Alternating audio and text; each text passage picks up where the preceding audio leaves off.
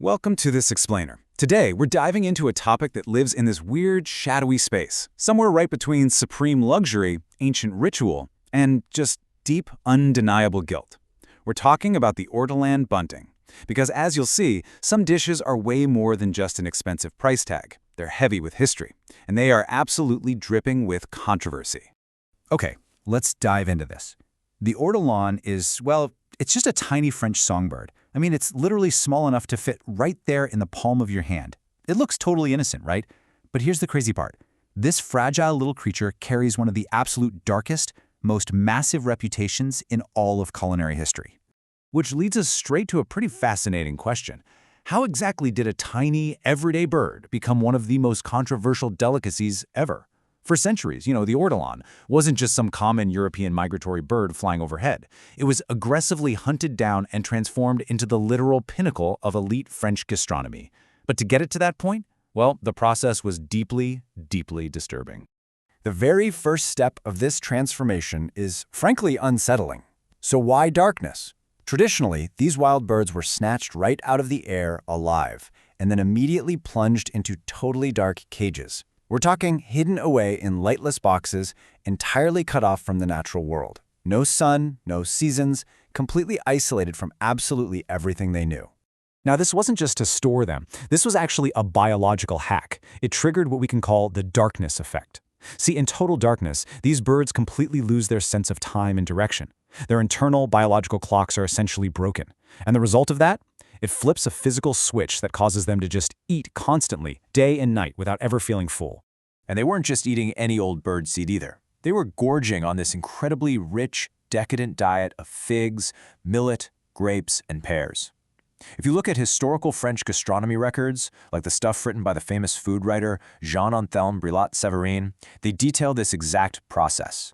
The end goal was ruthlessly simple: to massively pack on their body weight, transforming this little wild bird into one single concentrated bite of pure fat and flavor.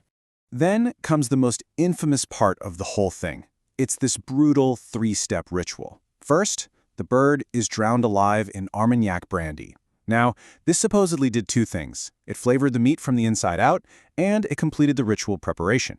Step 2, it gets roasted whole. And then step 3, the diner eats everything. The bones, the organs, even the head. Every single part of the bird is consumed in one bite.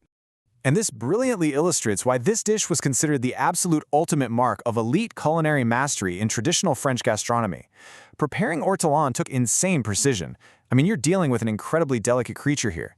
The chef had to perfectly manage this incredibly high fat content, nail the exact roasting time to the second, balance the moisture, and keep all those tiny organs perfectly intact. Literally just a tiny bit too much heat and the whole texture is destroyed instantly.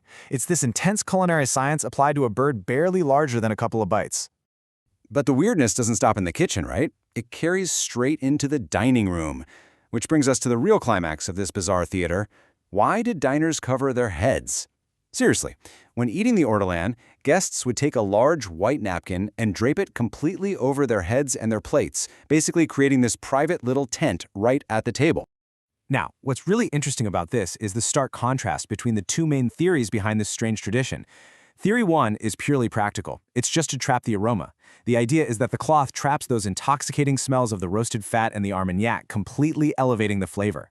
But Theory 2, well, Theory 2 is much darker and has become totally legendary. The story goes that diners were actually hiding their shame from God.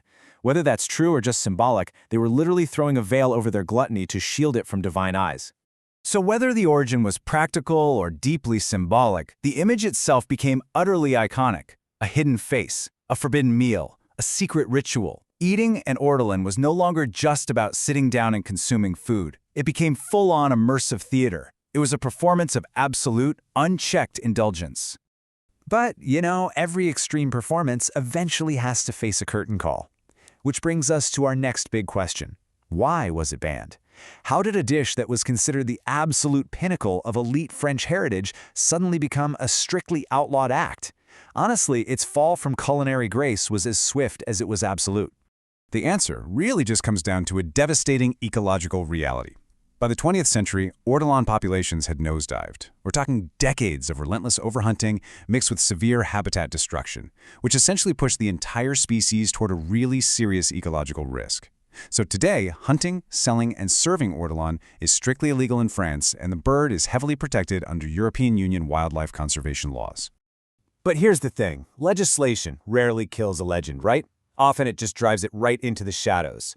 Underground consumption reportedly continued for years among elite circles, high-ranking politicians, and hardcore gastronomic traditionalists. Ironically, the ban had the exact opposite effect on the dish's cultural cachet. It didn't stop people. It literally just increased the myth and the dangerous allure of the ortolan. So the crucial point is understanding exactly why people were so incredibly obsessed with it, even if it meant risking breaking the law. Culinary historians will tell you the obsession was actually never purely about the taste. The ortolan represented secrecy. It was exclusivity, danger, and ultimate privilege. Eating it meant you were participating in something explicitly forbidden. It was a hidden luxury that was completely inaccessible to ordinary folks. In other words, they weren't just eating a bird, they were consuming status. Which leaves us today with one of gastronomy's greatest ethical controversies. How far should humans really go in the pursuit of luxury and flavor? Because at the end of the day, the story of the ortolan isn't really about a tiny bird at all. It's a story about the dangerous intersection between beauty, excess, and total obsession. Because some foods, as we've seen, are never just about eating. They become mirrors, reflections of power, of morality, desire, and human psychology. Perhaps history's most controversial dishes reveal a whole lot more about human nature than any recipe book ever could. So what do you think our obsessions reveal about us?